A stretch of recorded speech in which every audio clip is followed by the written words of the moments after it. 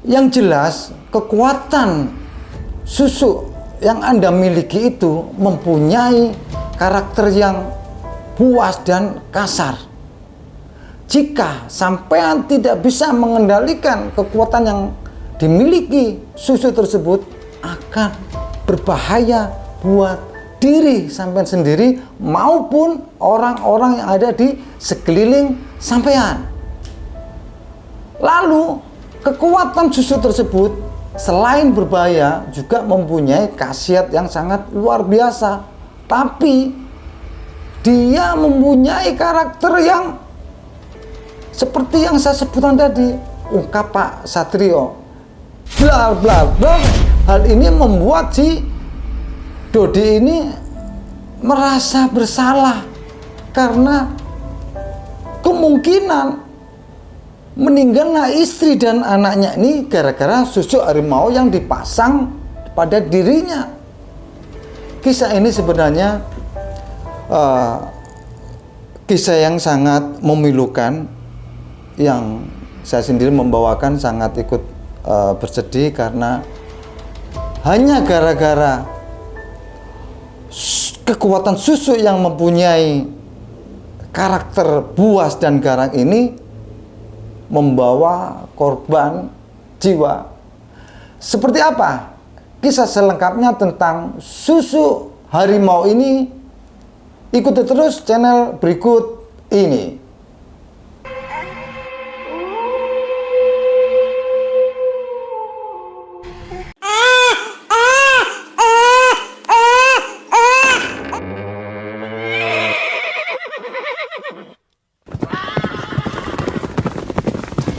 Ada dan tiada, yang ada pastinya akan tiada, dan yang tiada ini dulunya pernah ada. Seperti halnya makhluk astral, keberadaan mereka ada di sekitar kita. Percaya dan tidak percaya, mereka tetap ada. Ikuti terus channel favorit Anda, Dimensi Teror, bersama saya Begi Sakuri, yang akan mengulas tentang dimensi supranatural dan metafisika secara realistis.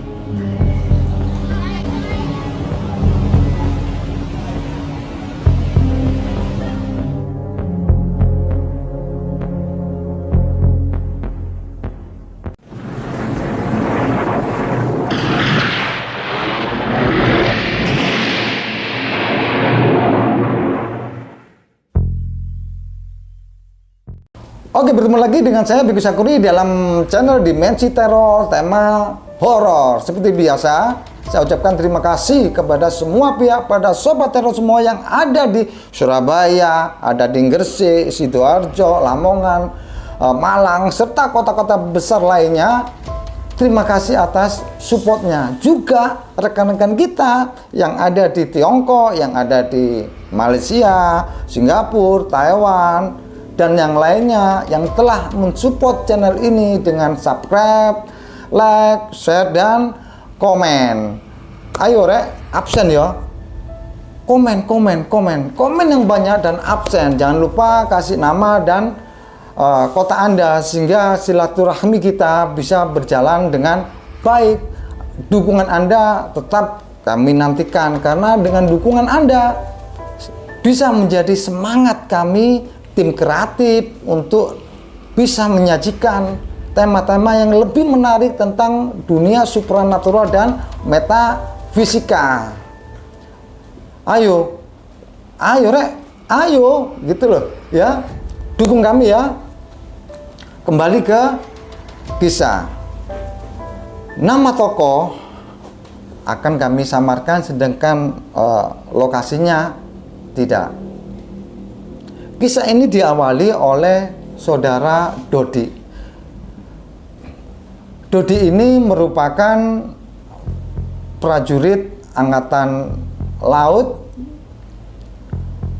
yang ditugaskan di Timur. Kejadian ini sudah lama sebenarnya, tahun 1980-an.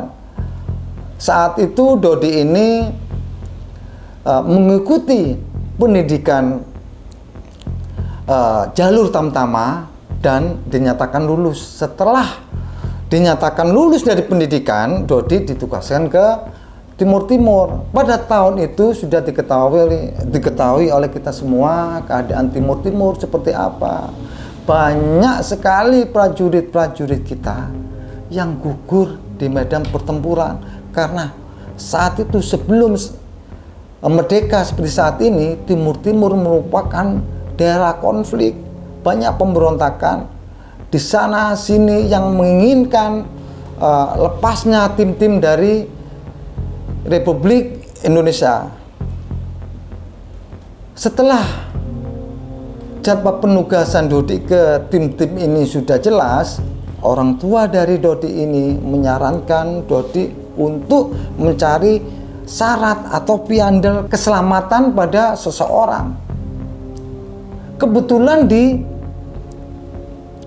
beda desa dekat rumahnya si Dodi ini ada orang yang dianggap mumpuni untuk memberikan piandel, bisa sikap, bisa yang lainnya. Akhirnya si Dodi ini disarankan oleh orang tuanya ke sana. Le, sarani ibu, kowe kudu golek piandel. Kowe teko nang Mbak Kamto. Ibu percaya Mbak Kamto iso nguwai sampean piandel untuk keselamatan. Kalau ibu hanya bisa memberikan doa restu, yang lainnya coba sampean nang Mbak Kamto, ujar si ibunya si Dodi ini. Kemudian Dodi bergegas ke rumahnya Mbak Kamto. Setelah ketemu Mbak Kamto, si Dodi ini menceritakan keinginannya untuk minta piandel atau sikap untuk keselamatan diri supaya terhindar dari segala mara bahaya. Dodi ini menceritakan bahwa Mbah kula niki badhe ditugasaken ten Timur. Mbah semerap ki ambek to Timur niku koyo napa? Iya le, aku paham. Wes ngene ae, ujar si Mbak Kamto. Aku tak nyiapno segala sesuatunya, engko rong dina kas mrene meneh. Ojo lali poso sedina ya. Nggih, Mbah, jawab si Dodi. Akhirnya 2 hari kemudian Dodi kembali lagi yang kedua kalinya di rumahnya Mbak Kamto. Lalu dipersilakan Dodi ini duduk bersila berhadapan-hadapan dengan Mbak Kamto ini. Mbak Kamto menyiapkan segala sesuatunya. Ada kemenyan yang sudah dibakar, terus ada umbu rampil lainnya seperti kembang dan yang lainnya. Lalu di saku kanan dari Mbak Kamto ini mengeluarkan seperti sunduk, tapi kok lemes gitu loh. Versinya si Dodi, lalu ditaruh di sini di tangannya Mbak Kamto. Dodi tanya, "Nopo niku, Mbah?" "Oh, iki tale, ya iki susuk kumis harimau."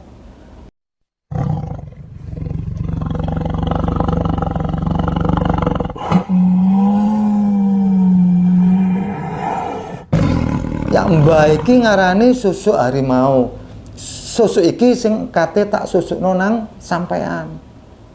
Susuk ini mempunyai kekuatan yang sangat luar biasa. Selain bisa menjaga keselamatan diri, nanti sampean juga bisa mempunyai kewibawaan yang kuat setelah saya pasang susu ini. Tanpa tanya yang lainnya, si Dodi ini menuruti saja apa yang diarahkan oleh si Mbak Kamto. Udah le, kowe longgo, motoe merem, santai, rileks. Niatmu opo, engko baru Mbah pasang. Kemudian proses pemasangan susu dimulai. Dodi dengan kusuk, tangannya seperti ini, kepalanya seperti ini, sambil dia meniati apa yang menjadi hajatnya. Lalu si Mbak Kamto ini mengambil kumis harimau ini lalu dipasangkan tepat di jidatnya si Dodi ini. Setelah selesai pemasangan susu ini, Dodi tidak merasakan apa-apa, tidak merasakan sakit apa-apa. Namun setelahnya kepalanya terasa pusing dan berat. Ya apa le? Kas anu, kon kroso apa? Ora mbak, aku gak kroso apa-apa, tapi dasku kok ngeluh ya mbak ya? Kok abot ngono? Ora apa-apa le, jawab si Mbak Kamto ini. Yaiku efek dari kekuatan susu harimau ini yang saya berikan kepadamu. Lalu setelah pamit, si Dodi ini kembali ke rumahnya. Berapa hari kemudian Dodi ditugaskan di Timur Timur. Dalam penugasan ini memang apa yang dikatakan oleh Mbak Kamto ini ada benarnya. Tidak jarang Dodi ini kontak senjata dengan para pemberontak, dengan rekan-rekan yang lainnya. Seringkali konflik ini terjadi, saling tembak-menembak antara pihak angkatan kita dengan para pemberontak ini. Namun alhamdulillah berkat kuasa Allah, Dodi ini terhindar dari segala marbahaya. Terus seperti yang diucapkan oleh Mbak Kamto bahwa le kowe kok duwe kewibawaan sing sangat luar biasa, dan itu benar dipraktekkan oleh Dodi ini ke rekan-rekannya. Di setiap dia ngomong, sepertinya teman-temannya ini gak ada yang berani menatap mukanya. Ada perasaan bangga pada diri Dodi ini. Oh, memang benar-benar kuat ya susu yang dipasangkan oleh Mbak Kamto ini. Setelah sekian bulan penugasan, akhirnya Dodi selesai menjalankan tugas di Timur Timur. Dia ditempatkan, ditarik di batalion yang ada di kota Surabaya.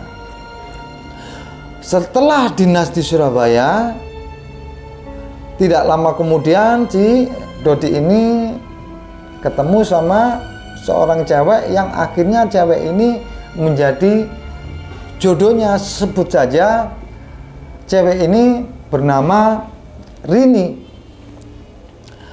Setelah pacaran tidak begitu lama, mereka berdua memutuskan untuk menikah.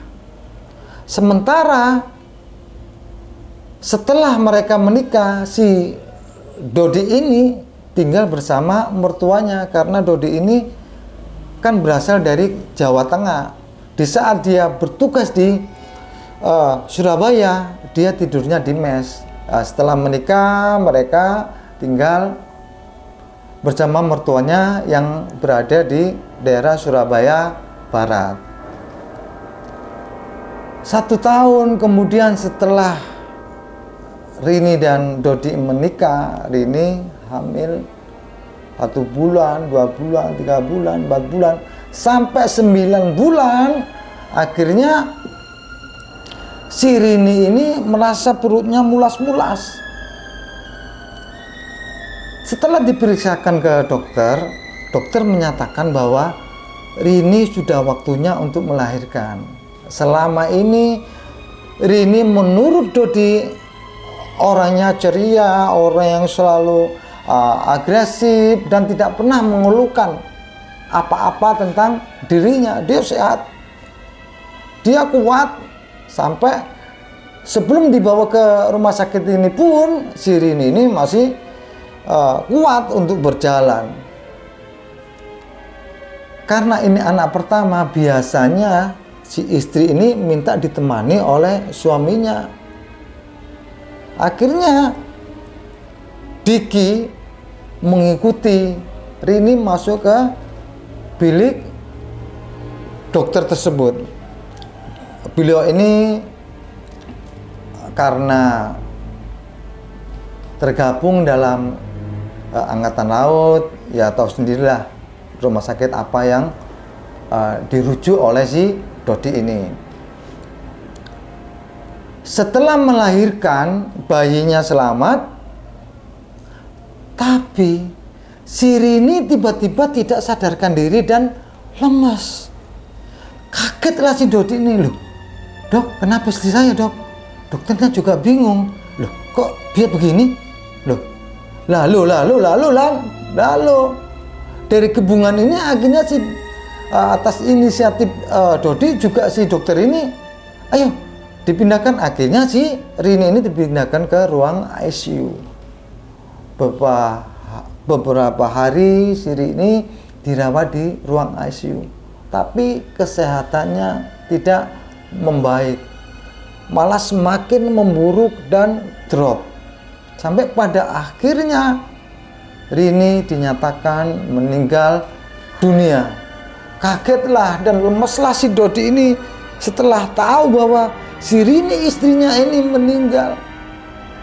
Tangisan Dodi sangat menggelegar sekali di tempat itu. Dia menangis merong-rong, ingat istrinya, juga kasihan pada anaknya karena masih kecil, sudah menjadi anak yang yatim, tidak mempunyai seorang ibu.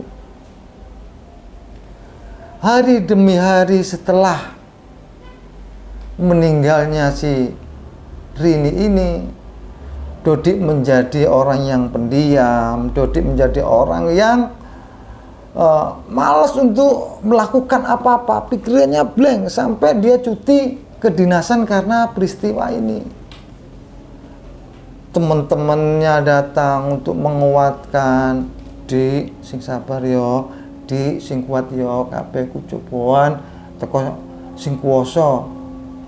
Di, kamu harus sabar, kamu harus kuat, apapun yang terjadi itu adalah kehendak Allah, seperti yang diucapkan oleh komandannya.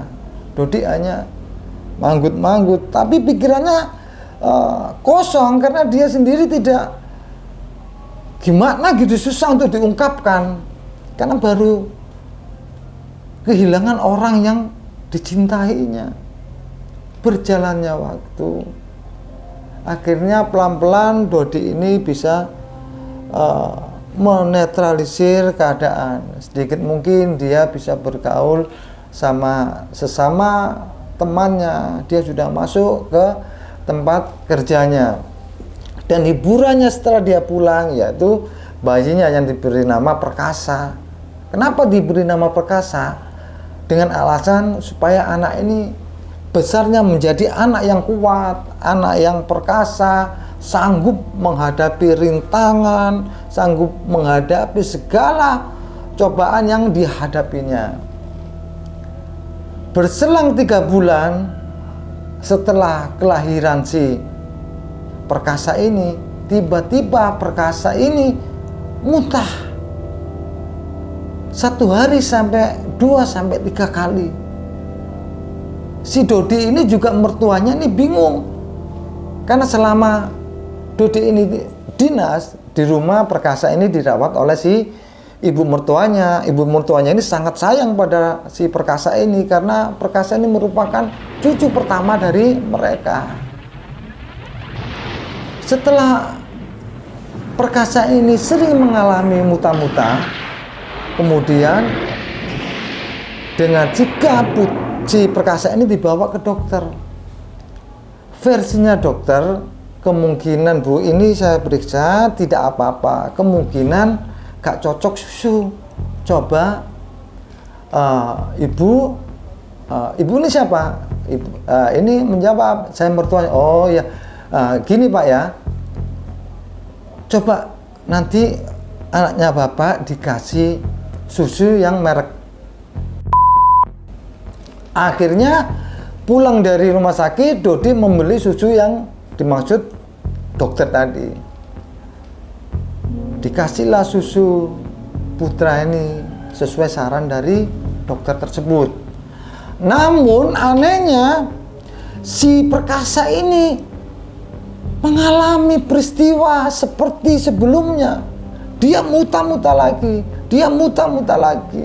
Padahal sebelum ke dokter, versinya si mertuanya maupun Dodi, kemungkinan besar si Perkasa ini gak cocok dengan susu yang sebelumnya. Namun setelah dikasih susu rujukan atau anjuran dari dokter, tetap saja putra ini mengalami muntah-muntah yang semakin sering.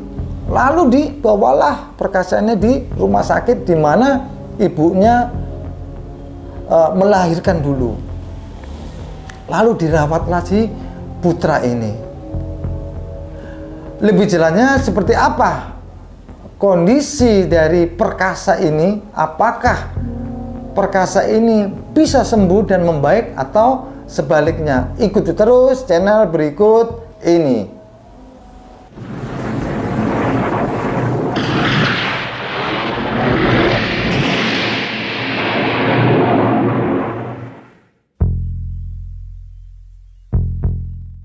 Setelah perkasa ini dirawat beberapa hari di rumah sakit Angkatan Laut, jiwanya tidak tertolong lagi.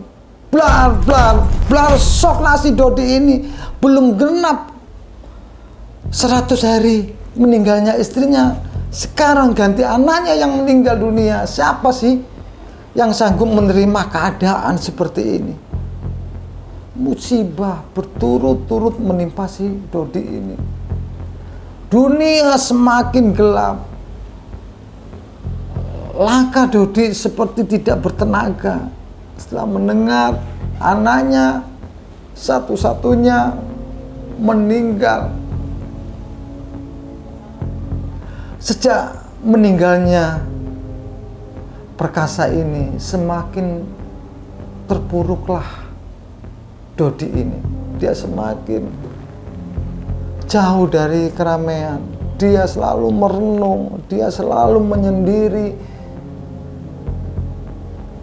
Dia bingung harus berbuat apa. Seperti yang dilihat orang. Memang benar, jika seseorang mengalami kejadian seperti ini, dia pastinya akan mengalami seperti yang dialami si Dodi ini. Wajar jika Dodi mempunyai perasaan seperti itu. Seperti yang saya sampaikan, setelah meninggalnya istrinya, terus anaknya, Dodi ini menjadi pendiam dan jarang bergaul sama teman-temannya. Dia sibuk dengan sendirinya, sibuk dengan dirinya sendiri. Namun mungkin karena kekuatan hatinya, karena pemasrahan dirinya pada Allah, tiba-tiba Dodi ini ingat salah satu pesan Ustadz. Jika engkau mengalami musibah, maka jangan menyalahkan siapa-siapa, apalagi menyalahkan Allah. Cukup dirimu menyalahkan dirimu sendiri. Belar, akhirnya kata-kata ini yang membuat semangat Dodi tumbuh kembali. Dia bersemangat dengan kata-kata yang diingatnya. Jika engkau mengalami musibah, maka jangan menyalahkan siapa-siapa, apalagi menyalahkan Allah. Cukup kita menyalahkan diri kita sendiri. Dan ini menjadi kekuatan yang sangat luar biasa pada diri Dodi. Saya harus kuat, saya harus kuat, saya harus kuat menjalani kehidupan seperti ini. Saya harus kuat. Itu terus yang diungkapkan si Dodi. Dodi akhirnya lebih khusyuk dalam beribadah, lebih khusyuk dalam sholat malam, dalam tawajunya, dalam kesendirian dia. Tiba-tiba alam bawah sadarnya mengarahkan dia untuk berpikir pada susu yang ada pada dirinya. Loh, kok aku ingat susu ya? Enggak, tidak dihiraukan.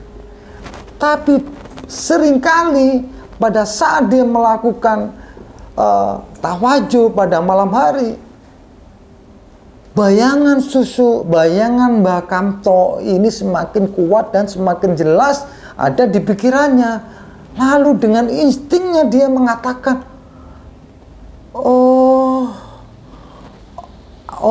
gitu aja, dan apakah kematian istri dan anakku ini gara-gara susu ini, sambil si Dodi ini memegang jidatnya. Tapi apa mungkin itu tahayul? Apa hubungannya? susu dengan kematian seseorang. Batin Dodi bergejolak, saling berperang antara satu meyakini dan satu menolak. Lama ini pergolakan batin. Namun karena seringnya si Dodi ini mendapatkan petunjuk soal susu ini, akhirnya si Dodi meyakini bahwa kekuatan susu yang ada pada dirinya ini salah satu penyebab dari kematian istri dan anaknya. Lalu Pak Dodi atau Dodi ini teringat Mbah Kamto. Aku harus ke Mbah Kamto secepatnya. Aku harus menemui Mbah Kamto. Karena Dodi ini setelah pasang susu itu sudah belum pernah lagi kontak atau bertemu dengan Mbah Kamto lagi. Setelah dia cuti panjang, Dodi ini berangkat ke desanya sekalian menemui kedua orang tua dan saudaranya dan menemui Mbah Kamto untuk menanyakan misteri tentang susu yang ada pada dirinya tersebut. Berangkatlah si Dodi ini ke Jawa Tengah dengan naik bis. Setelah sampai di desa tempatnya dia tinggal, dia mengutarakan kepada orang tuanya kalau mau ke rumahnya Mbah Kamto. Bu, kula badhe ten ngriyane Mbah Kamto. Loh, kagetlah si ibunya ini. Loh, kenapa, Bu? Kowe ora ngerti ta? Ngerti napa, Bu? Mbah Kamto wis suwe sedo, Nak. Wis ono ya. Piro ya? 5 tahun kepungkur Mbah Kamto wis gak ono. Kagetlah si Dodi ini setelah mendengar pernyataan dari ibunya bahwa Mbah Kamto ini sudah meninggal dunia. Padahal Mbah Kamto ini yang menjadi jujukan dari Dodi untuk bisa memecahkan misteri kekuatan susu harimau yang ada pada dirinya. Terus ya apa aku ya? Apa, Nak? Tanya ibu. Oh, enggak Bu, enggak ada apa-apa. Mboten nonton napa-napa, Bu. Ngene lho, Nak, tak delok kowe kok murung, kowe kok ono sesuatu sing mengganjal hatimu, versinya si ibunya. Tapi Dodi dengan kuat menutupi perasaan yang sebenarnya terjadi pada dirinya. Mboten wonten napa-napa kok, Bu. Setelah menginap 2 hari di tempat orang tuanya, Dodi kembali ke Surabaya. Namun dengan meninggalnya Mbah Kamto ini, Dodi tidak putus asa untuk mencari seseorang yang bisa menjawab misteri yang dia tanyakan nantinya itu. Dari penelusuran, dari informasi-informasi yang didapat, akhirnya mengerucut si Dodi ini kepada Pak Satrio. Pak Satrio ini merupakan orang yang mempunyai kekuatan, mempunyai kemampuan supranatural yang mumpuni, baik atas penilaian Dodi maupun orang lain, karena banyak yang sudah tahu bahwa Pak Satrio ini memang orang yang bisa diandalkan. Kemudian Dodi ini datanglah ke Pak Satrio, lalu ngomong pada Pak Satrio, Pak, saya kesini tujuannya, dia menceritakan si Dodi ini mulai A sampai Z, intinya tentang susu tersebut. Dodi menanyakan, Pak, apakah benar karena susu ini anak dan istri saya ini meninggal dunia? Tapi si Pak Satrio ini dengan bijaksana menjawab pertanyaan si Dodi ini. Yang jelas, kekuatan yang ada pada susu harimau itu sangat berbahaya. Sifatnya garang dan buas. Jika sampean tidak mampu mengendalikan kekuatan yang ada pada susu itu, akan membahayakan diri sampean sendiri maupun orang-orang yang ada di lingkungan sampean. Memang kekuatan yang ada pada susu itu sangat luar biasa, tapi sangat berbahaya. Blar. Si nurani dari si Dodi ini semakin tertekan dengan ungkapan dari Pak Satrio ini, semakin memperjelas bahwa kekuatan susu inilah yang membuat istri dan anaknya meninggal dunia. Jadi bener nggih Pak, gara-gara susu niki istri dan juga kula ini meninggal dunia. Lagi-lagi Pak Satrio menjawab dengan pelan dan bijaksana. Sampean pikir dewe mawon Mas. Yang intinya saya jelaskan bahwa susu yang ada pada diri sampean itu merupakan susu yang berbahaya, walaupun dia mempunyai khasiat yang luar biasa. Terdiamlah si Dodi ini. Ya Allah, dia merasa bersalah, dia merasa berdosa hanya karena pagar diri, keselamatan diri saja. Secara tidak langsung dia mengorbankan anak dan istrinya sendiri meninggal dunia. Akhirnya Dodi memutuskan perihal susu pada dirinya. Dia menyampaikan ke Pak Satrio ini dengan kerendahan hati, Pak, saya minta jenengan bantu kulo untuk melepaskan susu yang ada pada diri saya ini, mohon dilepas. Sampean wis ikhlas tak? Jawab tanya dari Pak Satrio ini. Sampun Pak. Lalu Pak Satrio ini bilang, gak ketun ta. Mboten Pak, mboten, saya tidak merasa menyesal dengan terlepasnya susu pada diri ini. Wes temen, berkali-kali Pak Satrio ini meyakinkan Dodi, wis dipikir nota, wis temen ta, jika Mas Dodi ini memang benar-benar ingin melepas susu, maka saya akan membantu, tentunya dengan izin Allah. Akhirnya pelepasan susu ini dilakukan. Susu ini dilepas dari diri Dodi. Setelah pelepasan susu ini, hidup Dodi semakin nyaman, hidup Dodi semakin tentram, pikirannya semakin jernih, dan terutama dia menjadi orang yang lebih penyabar. Sobat Teror ketahui, susu yang ada pada Dodi itu seperti diungkapkan oleh Pak Satrio memang sangat luar biasa berbahayanya, walaupun susu itu mempunyai kekuatan yang luar biasa. Namun jika tidak bisa menguasai dan mengendalikan kekuatan susu tersebut, akan membahayakan dirinya dan orang-orang di sekitarnya, terutama hawa nafsunya, hawa emosinya ini. Jika mempunyai susu kumis harimau, hawanya ini wes pokoknya kudu tukaran ya, emosi terus, dan rezeki ini akan menjauh karena jiwanya ini kan panas, jiwa dari kekuatan susu tersebut.